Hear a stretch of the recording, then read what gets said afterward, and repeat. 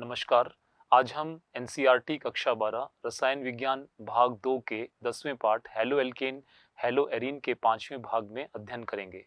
पिछले भागों में हमने देखा हेलो एल्केन हेलो एरीन क्या है, इनका वर्गीकरण किस प्रकार किया गया, नामकरण किस प्रकार किया गया, विरचन की क्या-क्या विधियां थी, इनके भौतिक गुण क्या हैं, रासायनिक गुणों के बारे में जाना। उन रासायनिक अभिक्रियाओं में हमने प्रतिस्थापन अभिक्रियाएं, नाभिक स्नेही प्रतिस्थापन SN1 SN2 क्रिया विधि के साथ जानी। उसके बाद धातु के साथ अभिक्रिया तथा विलोपन अभिक्रियाएं देखी। रासायनिक गुणों के साथ ही हमने ध्रुवण घूर्णकता, कायरलता, प्रतिबिंब रूप तथा रेसिमिक मिश्रण, धारण, प्रतिलोमन और किसी प्रकाश सक्रिय क्रियाकारक से शुरू कर SN1 SN2 अभिक्रियाओं के बारे में पढ़ा। आज हम कक्षा में देखेंगे हेलो एरीन्स के बारे में। हेलो एरीन की नाभिक स्नेही प्रतिस्थापन अभिक्रियाएं, इलेक्ट्रॉन स्नेही प्रतिस्थापन अभिक्रियाएं, धातु के साथ अभिक्रियाएं तथा कुछ पॉली हैलोजन यौगिक। हेलो एरीन्स की अभिक्रियाएं। नाभिक रागी प्रतिस्थापन। एरिल हैलाइड नाभिक रागी प्रतिस्थापन अभिक्रियाओं के प्रति कुछ कारणों से कम क्रियाशील है। कौन से हैं वे कारण? पहला देखें, अनुनाद प्रभाव। हेलो एरीन में हैलोजन परमाणु पर उपस्थित एकाकी इलेक्ट्रॉन युग्म वलय के पाई इलेक्ट्रॉनों के साथ संयुग्मन में होते हैं तथा इन अनुनादी संरचनाओं के कारण उसकी क्रियाशीलता कम हो जाती है। ये देखें, क्लोरोबेंजीन, जब भी लोन पेयर के कॉन्जुगेशन में डबल बॉन्ड हो तो रेजोनेंस होगा, अनुनाद होगा। और इस अनुनाद में देखें, कार्बन पर ये कार्बन क्लोरीन के बीच में इन इलेक्ट्रॉनों के स्थानांतरण से यहाँ द्विबंध बनेगा और ये पाई इलेक्ट्रॉन के कार्बन पर स्थानांतरित होने से नेगेटिव चार्ज आएगा। इस तरह से हम देखते हैं कि कार्बन और क्लोरीन के बीच में रेजोनेटिंग स्ट्रक्चर्स में डबल बॉन्ड बन रहा है। अब कार्बन क्लोरीन के बंध को यदि प्रतिस्थापन के लिए तोड़ा जाए तो कठिन होगा, क्योंकि यहाँ द्विबंध बन चुका है। तो इस तरह से अनुनाद के कारण कार्बन क्लोरीन में डबल बॉन्ड आने से अभिक्रियाशीलता घट जाती है। अनुनाद के कारण CCl आबंध में आंशिक द्विबंध के गुण आ जाते हैं। जैसा कि हम अनुनादी संरचनाओं में देख चुके हैं, ये द्विबंध गुण आ गया है, जिसके परिणाम स्वरूप हेलो एल्केन की तुलना में हेलो एरीन में आबंध विदलन अपेक्षाकृत कठिन होता है। अतः ये नाभिक रागी प्रतिस्थापन अभिक्रियाओं के प्रति कम क्रियाशील होती हैं। एल्किल हैलाइड में एल्किल समूह पे X होता है, वहां हैलोजन के लोन पेयर के संयुग्मन में किसी प्रकार का द्विबंध नहीं है, अतः वहां पर कार्बन हैलोजन के बीच में डबल बॉन्ड कैरेक्टर नहीं आएगा। जबकि एरिल हैलाइड में अनुनाद के कारण द्विबंध गुण आ गया और इसको तोड़ना कठिन होगा, अतः इनकी क्रियाशीलता कम हो जाती है। दूसरा कारण है CX आबंध में कार्बन परमाणु के संकरण में अंतर। यहाँ देखें, हेलो एल्केन के अंदर कार्बन का संकरण अवस्था क्या है? sp3 संकरण, जबकि हेलो एरीन में कार्बन की संकरण अवस्था sp2 है। जिस कार्बन पर हैलोजन जुड़ा है वो एक डबल बॉन्ड और दो सिंगल बॉन्ड sp2 संकृत कार्बन है, जबकि हेलो एल्केन का कार्बन sp3 संकृत है, चारों तरफ सिंगल बॉन्ड है। तो इस तरह से अधिक S गुण युक्त sp2 संकृत कार्बन अधिक विद्युत ऋणात्मक होता है। जितना S गुण अधिक होगा उतनी विद्युत ऋणता अधिक है, क्योंकि S कक्षक नाभि के करीब होता है, छोटा होता है, अतः विद्युत ऋणता अधिक होगी। तो यहाँ क्या होगा? CX आबंध के इलेक्ट्रॉन युगल को अपेक्षाकृत अधिक सुदृढ़ता से थाम सकता है। तो एरिल हैलाइड में जो कार्बन है वो भी विद्युत ऋणी है, कार्बन हाइड्रोजन के इलेक्ट्रॉनों को अधिक सुदृढ़ता से थाम सकता है, अतः उसको X को हटाना कठिन होगा। जबकि हेलो एल्केन में कम S गुण युक्त sp3 संकृत कार्बन परमाणु है, यहाँ केवल 25% S कैरेक्टर है, जबकि हेलो एरीन में कितना था? 33.3%, sp2 में 33.3 और sp3 में 25% S गुण है। अतः हेलो एल्केन में CCl आबंध की लंबाई 177 पिकोमीटर है, जबकि हेलो एरीन में 169 पिकोमीटर है। जितना छोटा बॉन्ड होगा उतना ही उसको तोड़ना कठिन होगा। तीसरा कारण है फेनिल धनायन का अस्थायित्व। स्व आयनन के फलस्वरूप हेलो एरीनों से बना फेनिल धनायन अनुनाद के द्वारा स्थायी नहीं हो पाएगा, अतः SN1 क्रियाविधि की संभावना समाप्त हो जाती है। यदि हम किसी एरिल हैलाइड का स्व आयनन करते हैं तो हमें क्या मिलेगा? एक हैलाइड आयन और एक हमें फेनिल कैटायन प्राप्त होगा। अब उसमें sp2 संकरित कार्बन पर ही पॉजिटिव चार्ज है ना, तो उसमें किसी प्रकार का अनुनाद नहीं हो पाएगा, क्योंकि sp2 संकरित कार्बन के पास वाले कार्बन पे यदि चार्ज होता तब तो अनुनाद हो जाता, लेकिन sp2 संकरित कार्बन पर ही धनावेश होने से अनुनाद नहीं होगा, स्थायित्व नहीं है, अतः SN1 क्रियाविधि जहाँ की कार्ब धनायन बनता है वो नहीं हो पाएगी। संभावित चौथा कारण, संभावित प्रतिकर्षण के कारण इलेक्ट्रॉन धनी नाभिक रागी के इलेक्ट्रॉन धनी एरीन की ओर जाने की संभावना कम होती है। देखिए, नाभिक रागी भी इलेक्ट्रॉन धनी है और बेंजीन की वलय भी इलेक्ट्रॉन धनी है ना, दोनों इलेक्ट्रॉन रिच के बीच में रिपल्शन होगा, उनके एरीन की तरफ जाने की संभावना नाभिक रागी की कम हो जाएगी। अतः नाभिक रागी प्रतिस्थापन अभिक्रिया में हैलो एल्केनों की तुलना में हैलो एरीन कम क्रियाशील होते हैं। फिर भी कुछ अभिक्रियाएं होती हैं। यहाँ हम देखते हैं हाइड्रोक्सिल समूह के द्वारा प्रतिस्थापन। ये काफी ड्रास्टिक कंडीशन में हम ये प्रतिस्थापन कर पाएंगे, क्योंकि कार्बन हैलोजन बंध को तोड़ने में अधिक ऊर्जा की आवश्यकता होगी। तो 623 केल्विन ताप तथा 300 वायुमंडलीय दाब पर जलीय सोडियम हाइड्रोक्साइड के साथ गर्म करने पर फेनॉल में परिवर्तित कर सकते हैं। ऑर्थो तथा पैरा स्थिति पर इलेक्ट्रॉन आकर्षी समूह NO2 उपस्थित होने पर हैलो एरीन की क्रियाशीलता बढ़ जाती है। यहाँ देखें, यहाँ हमने क्लोरोबेंजीन लिया और ड्रास्टिक कंडीशन 623 केल्विन और 300 एटमॉस्फेरिक प्रेशर पे जब रिएक्शन कराई, तब ये Cl हट के नाभिक से ही कौन सा आया, OH नेगेटिव। OH नेगेटिव यहाँ आ रहा है, पर काफी ड्रास्टिक कंडीशन में आ रहा है। और यही अगर हम Cl के रेस्पेक्ट में ऑर्थो पोजीशन पे नाइट्रो समूह या पैरा पे नाइट्रो समूह लगाते हैं, तो ये Cl हटने की क्षमता अधिक हो जाती है, क्रियाशीलता बढ़ जाती है। जब NO2 समूह ऑर्थो तथा पैरा स्थितियों पर जुड़ा होता है, तब यह प्रभाव अधिक प्रबल होता है। क्रियाशीलता कब बढ़ेगी, जब NO2 समूह ऑर्थो और पैरा पे होगा। इन उदाहरणों में आप देख पाएंगे किस तरह से क्रियाशीलता बढ़ी हुई दिख रही है। यहाँ हमने पैरा पोजीशन पे नाइट्रो ग्रुप लिया और जब टेम्परेचर चाहिए तो वो 443, कहाँ पहले 623 चाहिए था जब नाइट्रो समूह नहीं था, लेकिन पैरा पोजीशन पे नाइट्रो ग्रुप आने पे टेम्परेचर 443 पे ही काम चल जाएगा और ये प्रतिस्थापन होकर यहाँ OH प्राप्त हो गया। तो रिएक्शन की कंडीशन कम हो गई, क्रियाशीलता बढ़ गई। इसी तरह से अगर हम दो NO2 समूह लेते हैं ऑर्थो पे और पैरा पोजीशन पे, तो और भी कम टेम्परेचर 368 केल्विन पे ही रिएक्शन हो रही है और ये Cl प्रतिस्थापित होकर OH आ गया है। इसी तरह से यदि तीनों पोजीशन पे हम नाइट्रो समूह ले लें, ऑर्थो पैरा ऑर्थो पोजीशन पे, तो गर्म पानी से ही अभिक्रिया कराने पे Cl प्रतिस्थापित होकर OH प्राप्त होगा। इस तरह से ये 2,4,6 ट्राई नाइट्रोफिनॉल, इसे पिक्रिक एसिड भी कहते हैं, ये काफी अम्लीय होता है। नाइट्रो समूह के -I प्रभाव के कारण OH बंध आसानी से टूटता है और H+ आयन दे सकता है, अतः इसे पिक्रिक अम्ल भी कहा जाता है। 2,4,6 ट्राई नाइट्रोफिनॉल। इलेक्ट्रॉन अपनयक समूह के मेटा स्थिति पर जुड़े होने की स्थिति में हैलो एरीनों की अभिक्रियाशीलता पर कोई प्रभाव प्रेक्षित नहीं होता है। अभिक्रिया की क्रियाविधि को इस प्रकार हम देख सकते हैं। यहाँ देखें, यहाँ हमने नाइट्रो समूह पैरा पोजीशन पे लिया और नाभिक ने ही OH नेगेटिव के द्वारा रिएक्शन कराई। यहाँ क्या होगा, ये पाई इलेक्ट्रॉन्स दोनों इस कार्बन पर शिफ्ट होंगे तो यहाँ नेगेटिव चार्ज होगा और इस कार्बन पे क्या होगा, आंशिक धनावेश उत्पन्न हो रहा है और उस इलेक्ट्रॉन डेफिशिएंट सेंटर पे ये न्यूक्लियोफाइल अटैक करके OH अपने पेयर ऑफ इलेक्ट्रॉन के द्वारा बॉन्ड बना लेगा, है ना। इस तरह से हमें कार्बोनाइन स्पीशीज प्राप्त हो रही है, जहाँ पर कि इस पहले कार्बन पे एक Cl और OH ने अपने पेयर ऑफ इलेक्ट्रॉन के द्वारा बॉन्ड बना लिया और ये इंटरमीडिएट स्पीशीज जहाँ पर नेगेटिव चार्ज आ रहा है ऑर्थो पोजीशन पे। अब नेक्स्ट रेजोनेटिंग स्ट्रक्चर में देखें तो नेगेटिव चार्ज से तो बॉन्ड बन जाएगा और ये पाई इलेक्ट्रॉन्स इस पोजीशन पर आ गए पैरा पोजीशन पे, तो यहाँ नेगेटिव चार्ज आ गया पैरा पोजीशन पे।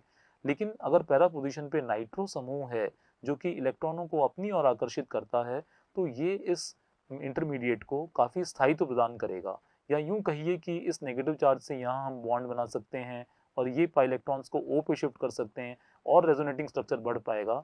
तो जितने अनुनादी संरचनाएं अगर इंटरमीडिएट स्पीसीज की बढ़ती है, उतना ही उसका स्थायित्व अधिक होता है। तो हमने देखा कि नाइट्रो समूह के पैरा पोजीशन पे होने से हमें इस प्रकार की एक अनुनादी संरचना प्राप्त हो रही है, जहां नेगेटिव चार्ज बियरिंग कार्बन पर ही NO2 समूह है जो कि उसको स्टेबिलिटी प्रदान कर रहा है। उसके बाद ये नेगेटिव चार्ज से यहाँ बॉन्ड बनाया और इन पाई इलेक्ट्रॉन से नेगेटिव चार्ज बना के ये तीसरी संरचना बना ली। अब नेक्स्ट स्टेप में क्या होगा, Cl अपने इलेक्ट्रॉन के साथ निकल जाएगा Cl नेगेटिव के रूप में, और ये नेगेटिव चार्ज से यहाँ पे बॉन्ड बन के वापस से एरोमेटिक रिंग बन गई। ये हमने हाइब्रिड दिखाया हुआ है, जहाँ नेगेटिव चार्ज इस पोजीशन से इस पोजीशन तक, यहाँ तक नेगेटिव चार्ज रेजोनेट कर रहा है, और ये हाइब्रिड स्ट्रक्चर के द्वारा फिर तीव्र स्टेप से हमें Cl नेगेटिव के रूप में मिल गया, और इस तरह से हमें फिनॉल डेरिवेटिव प्राप्त हो गया। तो आप देखते हैं कि NO2 समूह अगर पैरा पोजीशन पे होता है या ऑर्थो पे होता है, तो इस प्रकार की रेजोनेटिंग स्ट्रक्चर के द्वारा स्थायित्व प्राप्त किया जा सकता है। जैसे पैरा पोजीशन पे NO2 के होने से ये स्ट्रक्चर मोर स्टेबल है। यदि यही NO2 ऑर्थो पोजीशन पे होता, तो ये स्ट्रक्चर जहां नेगेटिव चार्ज बियरिंग कार्बन पे अगर NO2 होता, तो ये स्टेबल स्ट्रक्चर बन जाता। तो NO2 के ऑर्थो और पैरा होने पे से तो हमें स्टेबल रेजोनेटिंग स्ट्रक्चर मिल जाता है इंटरमीडिएट में, लेकिन अगर मेटा पे NO2 समूह है, मान लीजिए ये Cl के मेटा पे यहाँ NO2 समूह है, तो हमारे अनुनादी संरचनाओं में एक भी संरचना ऐसी नहीं है जहां नेगेटिव चार्ज मेटा पे उत्पन्न हो रहा हो। आप देख रहे हैं मेटा पे कभी भी नेगेटिव चार्ज नहीं आ रहा, नेगेटिव चार्ज ऑर्थो पे आया, फिर पैरा पे आया, फिर ऑर्थो पोजीशन पे आया। यदि इन पोजीशंस पर ही हमारा नाइट्रो ग्रुप है, तो वो इस नेगेटिव चार्ज को स्टेबलाइज कर सकता है, इलेक्ट्रॉन को अपनी ओर आकर्षित कर सकता है और फैला सकता है। जितना हम आवेश को फैला पाएंगे, उतना स्थायित्व अधिक होगा। ऑर्थो तथा पैरा स्थिति पर नाइट्रो समूह की उपस्थिति से बेंजीन वलय पर इलेक्ट्रॉन घनत्व कम हो जाता है। फलतः हेलोएरीन पर नाभिक रागी का आक्रमण सरल हो जाता है। नाइट्रो समूह क्या करता है, इलेक्ट्रॉन को अपनी ओर आकर्षित करता है और रिंग को थोड़ा डेफिशिएंट बनाएगा, जिससे कि न्यूक्लियोफाइल आसानी से उस पर अटैक कर पाए। तो नाइट्रो ग्रुप के आने से रिएक्टिविटी बढ़ती है। अब वो नाइट्रो भी कहाँ आए तो रिएक्टिविटी बढ़ेगी, ऑर्थो और पैरा पे अगर आता है तो रिएक्टिविटी बढ़ जाती है। मेटा पे आएगा तो रिएक्टिविटी को उतना इनहैंस नहीं कर पाएगा, उतना बढ़ा नहीं पाएगा। इस प्रकार बना कार्बेनाइन अनुनाद के द्वारा स्थायित्व प्राप्त कर लेता है। ये हमने देखा कि नाइट्रो समूह के पैरा पे होने से ये संरचना जहां नेगेटिव चार्ज बियरिंग कार्बन पे नाइट्रो ग्रुप है, ये इसको स्टेबिलिटी प्रोवाइड करेगी, क्योंकि NO2 ग्रुप इलेक्ट्रॉन डेंसिटी को अपनी ओर आकर्षित करता है। या यूं समझिए कि ये नेगेटिव चार्ज यहाँ पे बॉन्ड बनाएगा, और ये नेगेटिव बॉन्ड से यहाँ O पे नेगेटिव चार्ज आ सकता है, और रेजोनेंस हो सकता है, चार्ज का और फैलाव हो सकता है, जिससे कि स्थायित्व प्राप्त होगा। इसी तरह से अगर ऑर्थो पे NO2 होता, तो ये स्ट्रक्चर उसको स्टेबिलिटी प्रोवाइड करता है ना। लेकिन मेटा पे नेगेटिव चार्ज आ ही नहीं रहा। यदि NO2 समूह मेटा पे लेते हैं, तो किसी भी तरह से वो NO2 समूह बनने वाले कार्बोनाइन को स्थायित्व प्रदान नहीं कर रहा। हैलोजन प्रतिस्थापी के स्थान से ऑर्थो एवं पैरा स्थितियों पर स्थित कार्बनों पर उत्पन्न ऋणावेश NO2 के द्वारा स्थायित्व प्राप्त कर लेता है, जबकि मेटा नाइट्रो क्लोरोबेंजीन में एक भी संरचना इस प्रकार की नहीं होती जिसमें NO2 समूह की उपस्थिति वाले कार्बन परमाणु पर ऋणावेश हो। यहाँ हमने यही बताया कि यही NO2 अगर मेटा पे होता है, तो एक भी रेजोनेटिंग स्ट्रक्चर में ऐसा स्ट्रक्चर नहीं प्राप्त हो रहा जहां नेगेटिव चार्ज बियरिंग कार्बन, यानी कि मेटा पे NO2 होता है, तो नेगेटिव चार्ज तो मेटा पे आ ही नहीं रहा, तो वो NO2 उस नेगेटिव चार्ज वाले आयन को स्थायित्व प्रदान नहीं कर पाएगा। अतः मेटा स्थिति पर उपस्थित नाइट्रो समूह ऋणावेश को स्थायित्व प्रदान नहीं करता, तथा मेटा स्थिति पर उपस्थित NO2 समूह का अभिक्रियाशीलता पर कोई प्रभाव प्रेक्षित नहीं होता। इस तरह से ये देखा कि अगर पैरा आइसोमर है या ऑर्थो आइसोमर है, तो रिएक्टिविटी बढ़ जाती है, क्योंकि वहां हमें एक ना एक ऐसा रेजोनेटिंग स्ट्रक्चर मिल रहा है इंटरमीडिएट के रूप में, जहां नेगेटिव चार्ज बियरिंग कार्बन पर NO2 है और वो उसके स्थायित्व को बढ़ा रहा है। इसलिए NO2 समूह के ऑर्थो और पैरा पे होने से नाभिक स्नेही प्रतिस्थापन में अभिक्रियाशीलता बढ़ जाती है। अब दूसरे प्रकार की अभिक्रिया, क्योंकि बेंजीन की वलय है, बेंजीन की रिंग इलेक्ट्रॉन रिच रिंग है, इसलिए हैलोएरीन्स के अंदर इलेक्ट्रॉन रागी प्रतिस्थापन अभिक्रियाएं भी पाई जाती है। जो बेंजीन के रिंग की विशेष अभिक्रियाएं हैं, हम जानते हैं कि halogenation, nitration, sulphonation, Friedel-craft reaction, जो कि बेंजीन के रिंग की कैरेक्टरिस्टिक रिएक्शन है, वो इन हैलोएरीन्स में भी पाई जाएगी। हैलोजन परमाणु के आंशिक निष्क्रियक होते हुए भी इसका ऑर्थो तथा पैरा निर्देशकारी प्रभाव होता है।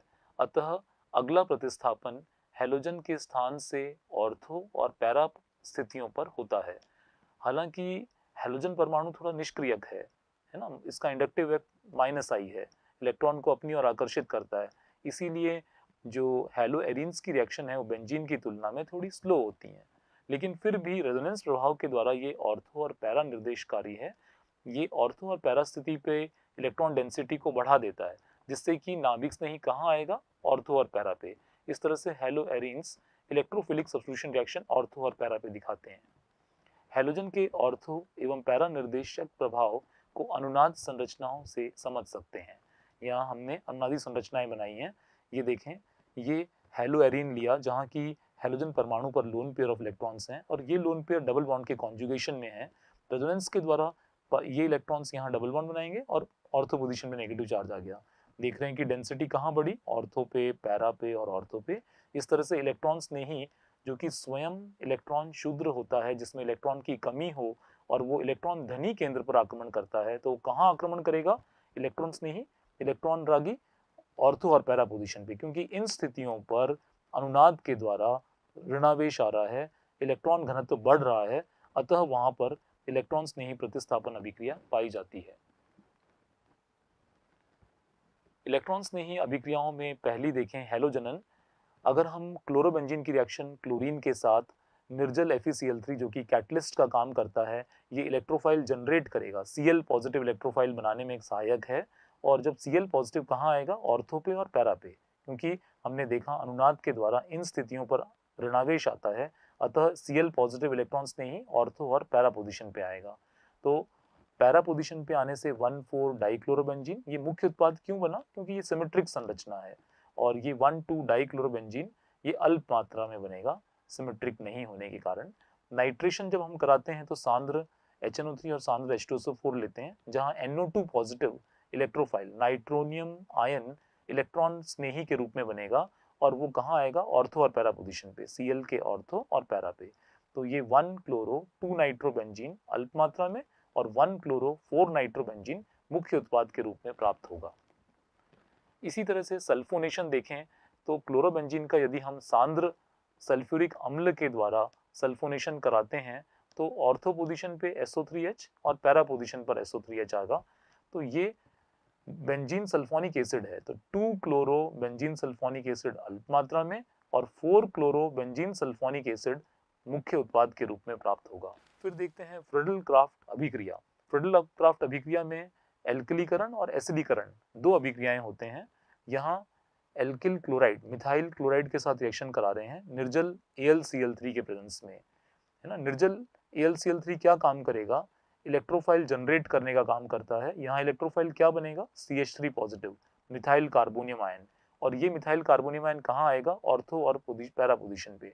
ऑर्थो पोजीशन पे आने से 1 क्लोरो 2 मिथाइल बेंजीन जो कि अल्प मात्रा में और 1 क्लोरो 4 मिथाइल बेंजीन मुख्य उत्पाद के रूप में प्राप्त होगा। इस तरह से ये फ्रेडल क्राफ्ट अभिक्रिया का एल्कलीकरण हुआ। दूसरी अभिक्रिया हम देखते हैं फ्रेडल क्राफ्ट अभिक्रिया का एसिडीकरण। यहाँ ये एसिल समूह है, CH3COCl acyl chloride, acetyl chloride, RCOCl को एसाइल क्लोराइड और CH3COCl को एसिटाइल क्लोराइड कहेंगे। निर्जल AlCl3 के प्रेजेंस में इलेक्ट्रोफाइल क्या बनेगा, CH3CO positive acyl carbonium ion, acetyl carbonium ion, CH3CO positive. ये इलेक्ट्रोफाइल ऑर्थो और पैरा पोजीशन पे अटैक करेगा और ये COCH3 ऑर्थो पे आ गया, COCH3 पैरा पे आ गया। इस तरह से बेंजीन रिंग पे COCH3 को क्या कहते हैं, एसिटोफिनोन, और 2 पोजीशन पे क्लोरो है तो 2 क्लोरो एसिटोफिनोन 4 क्लोरो एसिटोफिनोन मुख्य उत्पाद के रूप में प्राप्त होगा। धातुओं के साथ अभिक्रिया। धातुओं के साथ अभिक्रिया में वुड्स फिटिग अभिक्रिया, एल्किल हैलाइड तथा एरिल हैलाइड का मिश्रण सोडियम के साथ शुष्क ईथर की उपस्थिति में गर्म करने पर एल्किल एरीन देता है। यहाँ हम देख रहे हैं, ये हमने एराइल हैलाइड लिया, सोडियम के साथ रिएक्शन जब भी कराते हैं तो ड्राई ईथर होना चाहिए, और एक एल्काइल हैलाइड लिया। जब हम दोनों एल्काइल हैलाइड लेते थे तो रिएक्शन का नाम था वुड्स अभिक्रिया, और जब एक एरिल हैलाइड और एक एल्किल हैलाइड लेते हैं तो नाम क्या है, वुड्स फिटिग अभिक्रिया। इस वुड्स फिटिग अभिक्रिया में ये X Na और ये X, यहाँ 2 Na लेते हैं तो ये 2 NaX निकल जाएगा और ये एल्किल समूह एरिल समूह के ऊपर जुड़ जाएगा। तो इस तरह से ये एल्किल एरीन प्राप्त हो गया। फिटिग अभिक्रिया, क्या अंतर है फिटिग अभिक्रिया में, देखिए जब दोनों एरिल हैलाइड लेंगे, जैसे यहाँ 2 मॉलिक्यूल एराइल हैलाइड लिया, सोडियम के प्रेजेंस में ड्राई ईथर, तो यहाँ दोनों एरिल समूह जुड़ जाते हैं एरिल हैलाइड भी शुष्क ईथर में सोडियम के साथ सजातीय यौगिक ये बाइफिनाइल प्राप्त होता है, दो एरिल समूह परस्पर जुड़ गए तो इसे कहेंगे फुटिक अभिक्रिया। इस तरह से वुड्स अभिक्रिया में दो एल्किल हैलाइड से उच्च एल्केन प्राप्त होता है, जबकि वुड्स फुटिक अभिक्रिया में एक एरिल हैलाइड और एक एल्किल हैलाइड से हमें एल्किल एरीन प्राप्त हुआ और फुटिक अभिक्रिया में दो एरिल समूह जुड़कर हमें बाइफिनाइल प्राप्त हुआ। इस तरह से हमने एरिल हैलाइड की नाभिक स्नेही प्रतिस्थापन अभिक्रियाएं देखी, जहां हमने देखा कि अगर हम -I इफेक्ट का ग्रुप ऑर्थो और पैरा पोजीशन पे लगाते हैं तो उससे नाभिक स्नेही प्रतिस्थापन अभिक्रिया की अभिक्रियाशीलता बढ़ जाती है। दूसरी अभिक्रियाएं इलेक्ट्रॉन स्नेही प्रतिस्थापन, जो कि बेंजीन वलय के इलेक्ट्रॉन रिच होने के कारण halogenation, nitration, sulphonation, Friedel Crafts reaction देखी। और तीसरी अभिक्रिया हमने धातु के साथ अभिक्रियाएं करी। अब हम आगे पढ़ते हैं पॉलीहैलोजन यौगिक। पॉलीहैलोजन यौगिक एक से अधिक हैलोजन परमाणु युक्त यौगिक पॉलीहैलोजन यौगिक कहलाते हैं। Dichloromethane, methylene chloride CH2Cl2।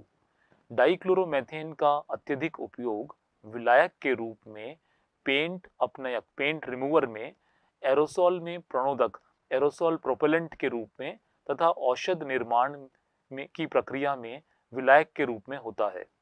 यह धातु की सफाई एवं फिनिशिंग विलायक के रूप में प्रयुक्त होता है। हानिकारक प्रभाव। मेथिलीन क्लोराइड मनुष्यों के केंद्रीय तंत्रिका तंत्र को हानि पहुंचाता है। वायु में मेथिलीन क्लोराइड की थोड़ी सी मात्रा के संपर्क में आने के प्रभाव से श्रवण एवं दृश्य क्षमता में आंशिक क्षीणता आती है। मेथिलीन क्लोराइड की वायु में अधिक मात्रा के प्रभाव से चक्कर आना, मितली, हाथ पैरों की उंगलियों में सनसनी एवं जड़ता आदि लक्षण उत्पन्न हो जाते हैं। मनुष्यों में मेथिलीन क्लोराइड के त्वचा के सीधे संपर्क में आने पर तीव्र जलन तथा हल्का लालपन आ जाता है। आंखों से सीधा संपर्क कॉर्निया चला सकता है। दूसरा हम देखते हैं ट्राइक्लोरोमेथेन क्लोरोफॉर्म CHCl3। उपयोग। रासायनिक रूप में क्लोरोफॉर्म का उपयोग वसा, एल्कलॉइड, आयोडीन तथा अन्य पदार्थों के लिए विलायक के रूप में होता है। वर्तमान में क्लोरोफॉर्म का प्रमुख उपयोग फ्रेयॉन प्रशीतक है। पहले इसका उपयोग शल्य चिकित्सा में निश्चेतक के रूप में होता था, परंतु इसके टॉक्सिक नेचर के कारण अब इसका स्थान ईथर जैसे कम विषैले एवं अधिक सुरक्षित निश्चेतकों ने ले लिया है। क्लोरोफॉर्म के हानिकारक प्रभाव। क्लोरोफॉर्म को सूंघने से केंद्रीय तंत्रिका तंत्र अवनमित हो जाता है। क्लोरोफॉर्म के दीर्घकालिक संपर्क से लीवर तथा किडनी का क्षय हो सकता है। क्लोरोफॉर्म प्रकाश की उपस्थिति में वायु द्वारा धीरे धीरे ऑक्सीकृत होकर अत्यधिक विषैली गैस कार्बोनिल क्लोराइड बनाती है, जिसे फॉस्जीन भी कहते हैं।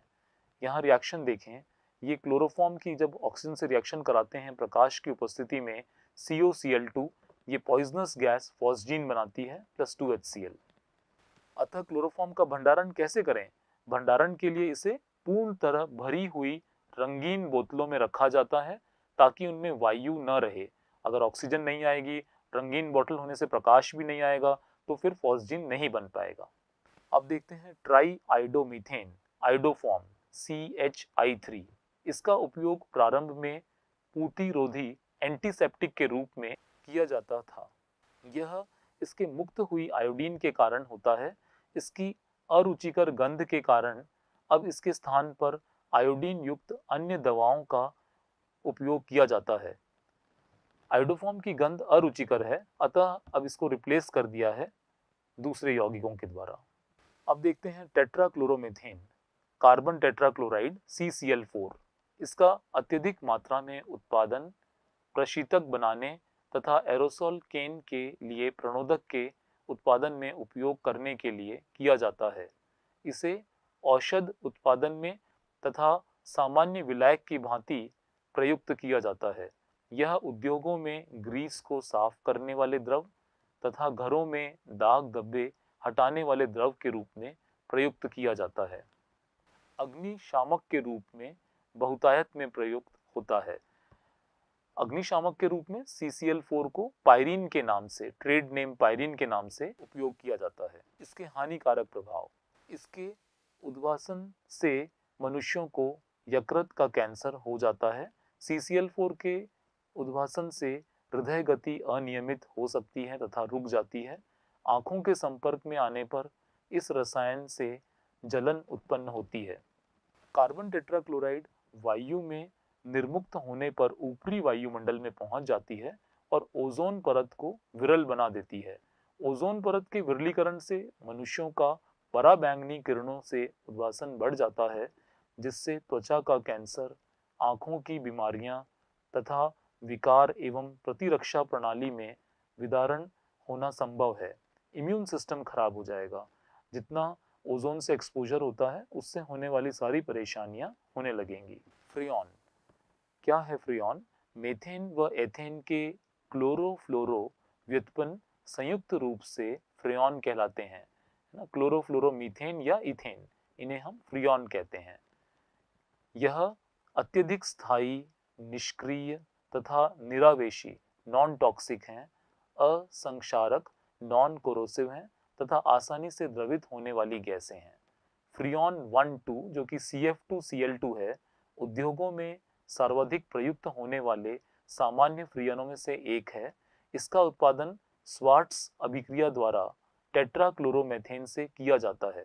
स्वार्ट्स अभिक्रिया में हमने देखा, अगर हम किसी एक प्रकार का हैलाइड लेते हैं और AgF के साथ रिएक्शन कराएं तो हम उसमें Cl या अन्य हैलोजन को फ्लोरीन से रिप्लेस कर सकते हैं।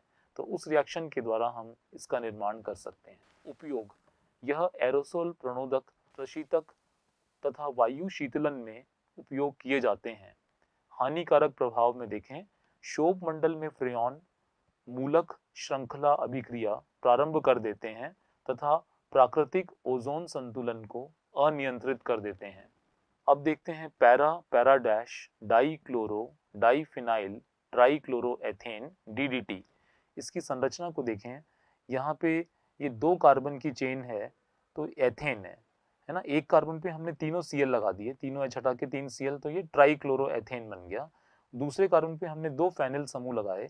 इन दोनों फेनिल समूहों के पैरा पोजीशन पे, यानी कि यहाँ जुड़ा है तो ये ऑर्थो हो गया, ये मेटा, और ये पैरा पोजीशन पे Cl।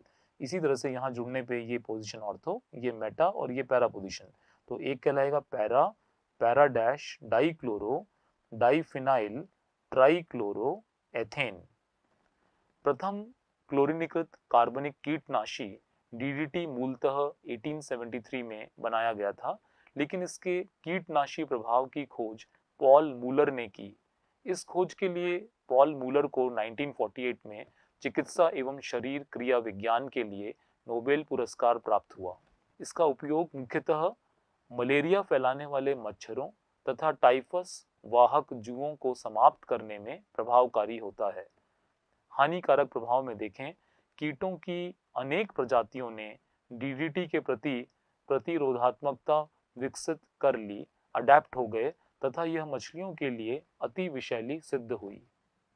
DDT के अत्यधिक रासायनिक स्थायित्व तथा इसकी वसा में विलयता ने समस्या को और जटिल बना दिया। DDT का शीघ्रता से उपापचयन मेटाबॉलिज्म नहीं होता, अपितु यह वसीय ऊतकों में एकत्र तथा संग्रहित हो जाती है।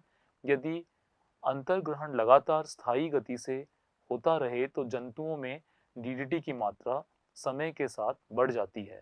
संयुक्त राज्य में 1973 में DDT पर प्रतिबंध लगा दिया था, परंतु विश्व के अनेक स्थानों पर इसका उपयोग आज भी हो रहा है।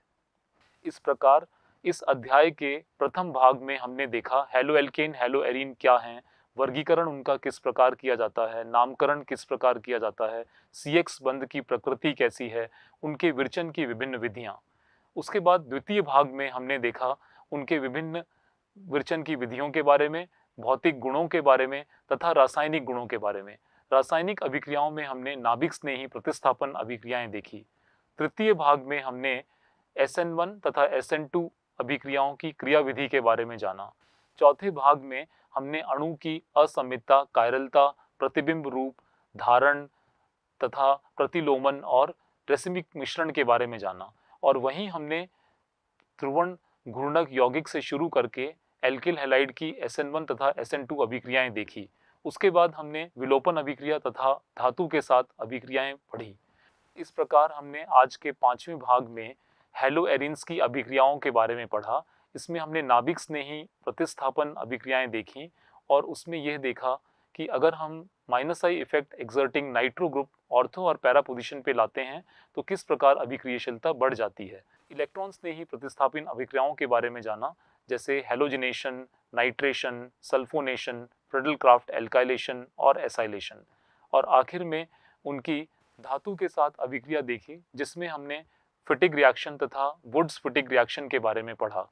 उसके बाद आखिर में हमने पॉलीहैलोजन यौगिकों के बारे में देखा, जहां dichloromethane, chloroform, carbon tetrachloride, triiodomethane, DDT के बारे में तथा फ्रियॉन्स के बारे में देखा। इन सभी को अच्छे विलायक के साथ साथ इनका काफी हानिकारक प्रभाव भी है, जो कि आज के अध्याय में हमने पढ़ा। तब तक के